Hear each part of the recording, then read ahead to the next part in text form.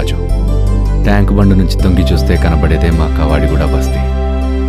ఇల్లు, దోస్తులు, ఓ చిన్న మొబైల్ షాప్. ఇదే నా దునియా. ఈ చిన్న దునియాలో ఉండే నేను ఓ పెద్ద సవాల్ చేసిన. హైదరాబాద్ చాయ్, గల్లీ పాలిటిక్స్ చాలా గరం ఉంటాయి. గది నీకు అర్థం కాదు. చాయ్ సల్లార్లోపు పాలిటిక్స్ మారిపోతున్నాయన్నా.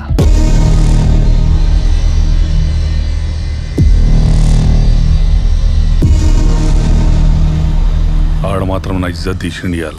ఆ రాజుగాడు మళ్ళొక్కల బిదికి పోవాలంటే 2 సార్లు ఆలోచించాలి.